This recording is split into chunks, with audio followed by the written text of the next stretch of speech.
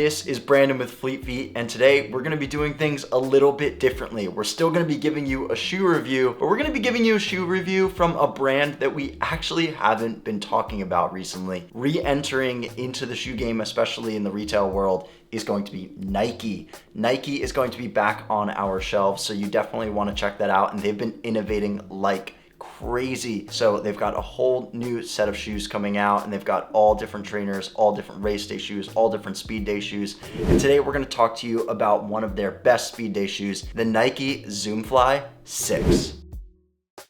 The Zoomfly series has been around since even the very beginning, even when Kipchoge was trying to break 2 over on the Monza track, and they were selling the Vaporfly and they were trying to get the Alphafly going. They wanted to create a race day alternative for someone who maybe didn't want to spend $275 or $250 or break the bank on something like a super shoe, and just wanted something that was going to accommodate more runs, was going to still be a fast shoe, but it was going to be a race day alternative. And that's where Nike decided that they were going to come out with a shoe like the Zoomfly. Over the years, the Zoomfly has definitely had its ups and downs in production.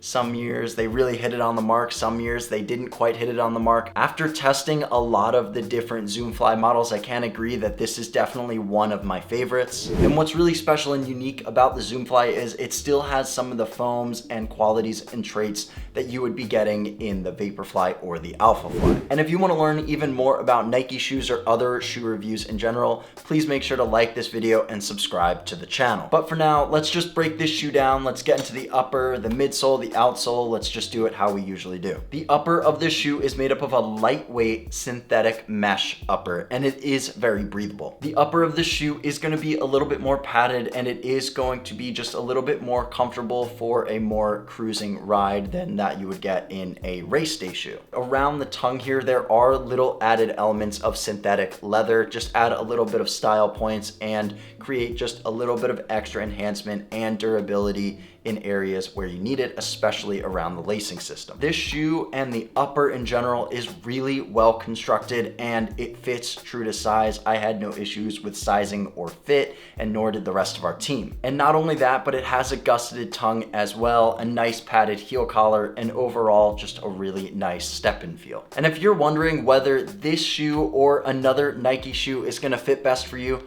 you can walk right into your local Fleet Feet store, get this shoe right off the wall, and you can go get your foot scanned and go through the fit ID and outfitting experience to find out whether this shoe or another shoe is going to be best for you. Now let's move on to the midsole, and that's where things get really exciting. And they didn't actually change too much from a midsole perspective from the last version to this version, but for some reason it just feels so much better and way more improved. And the midsole is made up of 2 foams, and the first one being Zoom X, which is that really fast, energetic, and responsive foam that you get in the Alphafly and in the Vaporfly. And now it's just carried on into the Zoomfly series, and it just adds that nice fast pop and lightweight responsive feel. But since this shoe isn't just for race day shoes, and it is to accommodate a bunch of different runs, speed day, everyday miles, and race day, Nike has decided to put an SR2 foam in this shoe, which is the same foam that they carried on from the last version to this version.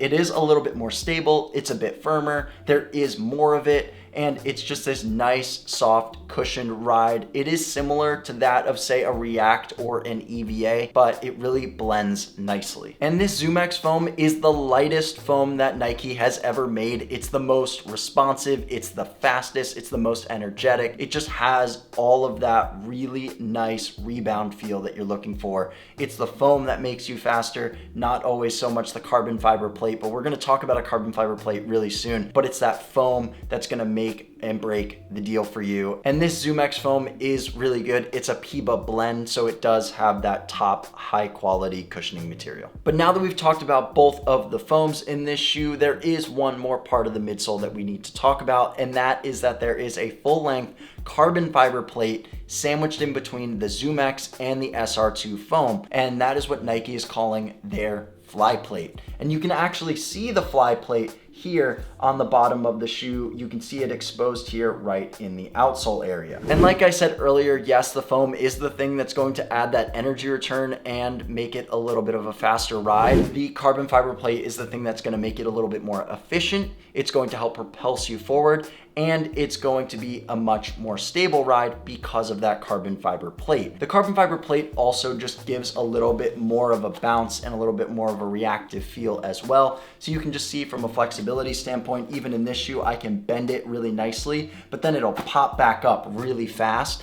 And that's what it's gonna feel like on toe off sensation. And this shoe comes in with an 8mm drop with 42 in the heel and 34 in the toe. So it is going to be a higher stack shoe, and it is going to be illegal for race days if you are a professional runner, though I don't think a lot of professional runners are picking this shoe. They're probably picking the Vaporfly or the Alphafly. For the rest of us, it's totally fine to race in this shoe. It'll be fine. It'll count toward your races and runs. It does have that 42 in the heel and 34 in the toe, which I think is going to be an ideal stack height for a shoe like this. And moving on to the outsole, there isn't too much to talk about here, but there is standard outsole rubber. It is nice and firm. You can tell that even when I try to bend it, it doesn't really give too much. It's a really sturdy outsole rubber here. And you can just tell that there is a cutout here that just shows that fly plate again, like I was talking about earlier, and that's just for weight savings. So it's a really nice shoe overall. It doesn't have the widest base in, say, the heel area, but it does around the toe box. So you are still going to get a pretty stable ride. And moving on to the ride and performance, this is where things get really interesting about the shoe. And like I said, it was a big improvement from the Zoom Fly 5. And one of our reviewers, Travis, actually really enjoyed the blend of ZoomX cushioning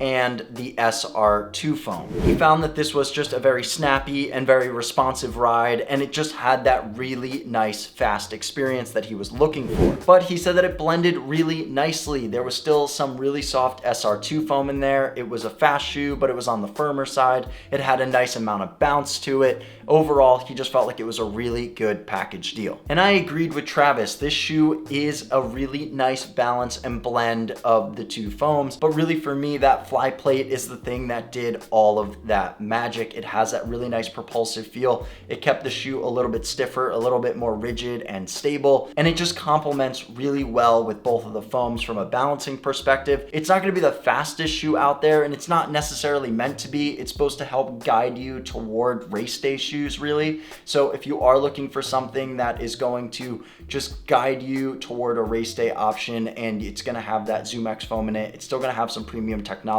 like a full-length carbon fiber plate, but you aren't quite ready to move on to the Vaporfly or the Alphafly, which are a little bit more aggressive just yet, and you want something that's more of an all-arounder, then something like this is going to make a ton of sense for you. And the weight of this shoe is pretty light. Overall, it's a really lightweight option. For the men's model, it comes in at 9.3 ounces or 265 grams, and for the women's model, it comes in at 7.7 ounces or 214 grams, and it is pretty similar in the same category as shoes like the Endorphin Speed and the ASICS Magic Speed. The price of this shoe is $170, and the Endorphin Speed comes in around $170, and the ASICS Magic Speed also comes in at $170. So I would say that this shoe is accurately priced against other competitors in its same field. And if you want to learn even more about this shoe or other shoes from Nike or just shoe reviews in general, you can check them out right here on our channel. We've got shoe reviews, we've got training content, we've got everything that you're going to need to make sure that you're having your best running experience ever.